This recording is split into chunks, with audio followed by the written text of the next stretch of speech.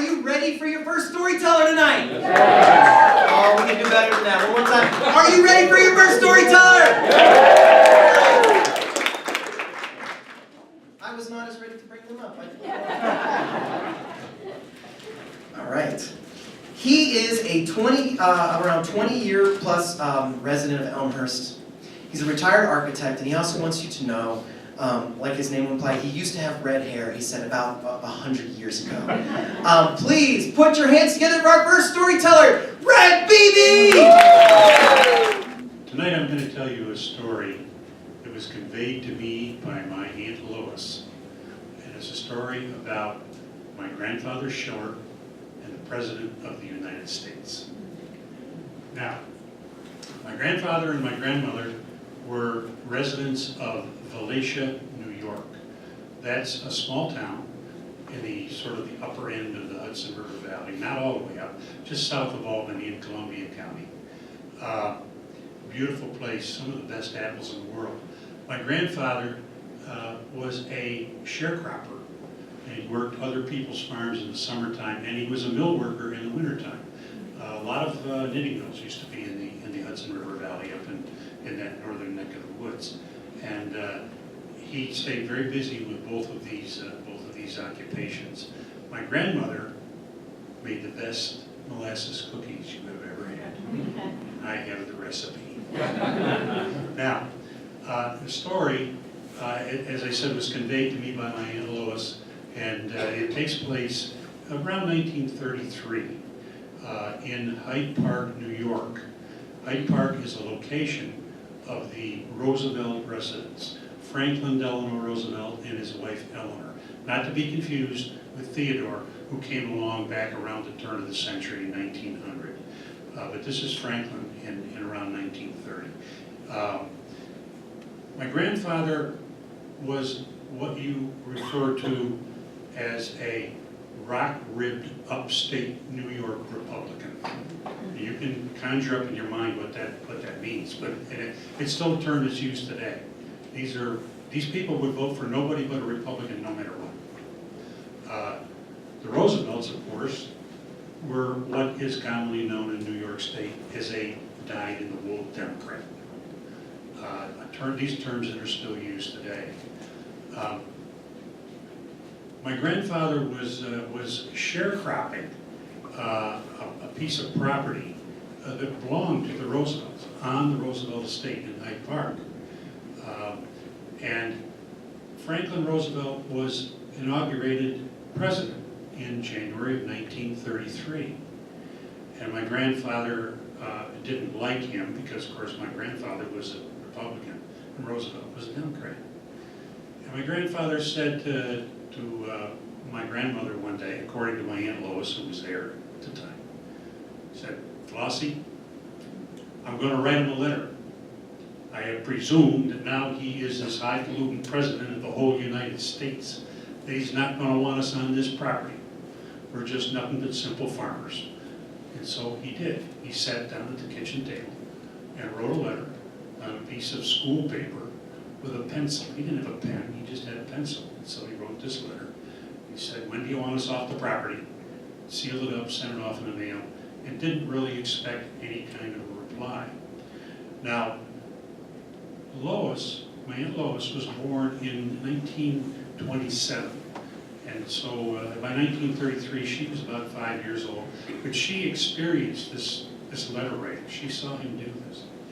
And as the story goes,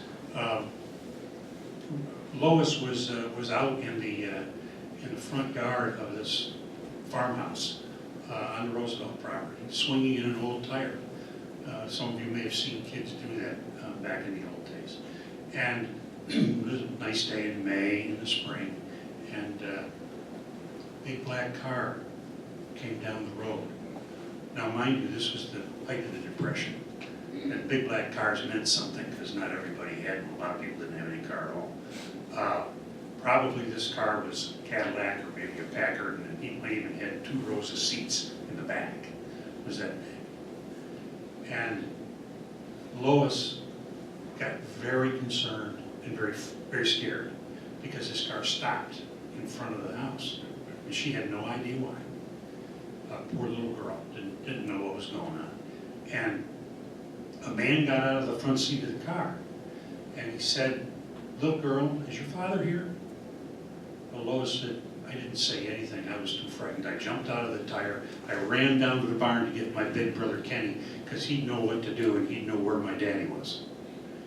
And I ran into the back of the house, the back door of the house, and ran in the kitchen and told my mama what was going on.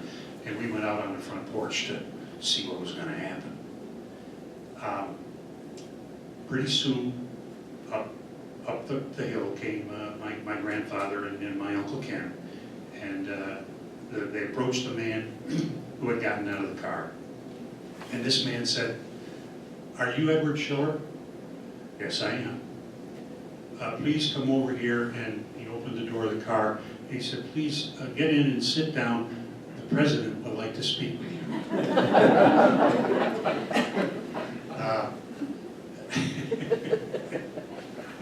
Lois was petrified. The poor little kid, she wondered what was going on. She said to me, "I didn't think Daddy was coming back.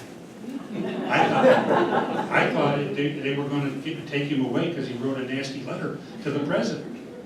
And I was afraid. And well, presently, the back door of the car opened up.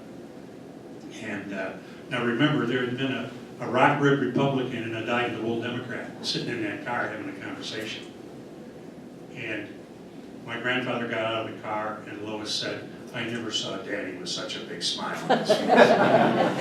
And it was at that point that my grandfather changed from a rock-ribbed Republican to a dyed-in-the-wool Democrat.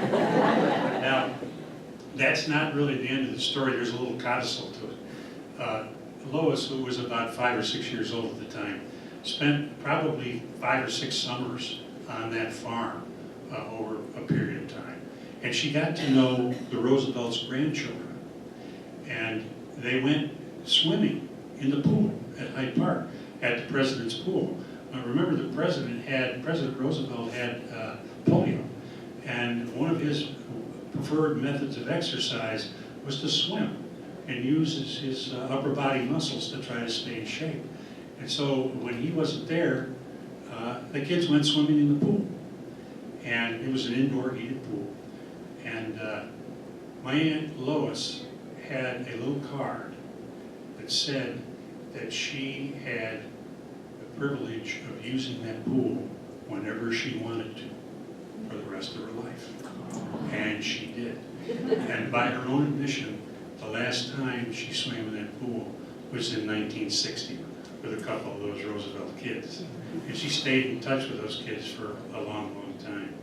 So now you know about my Aunt Lois and my grandfather and the President of the United States in a one-on-one meeting with the President. So only in America.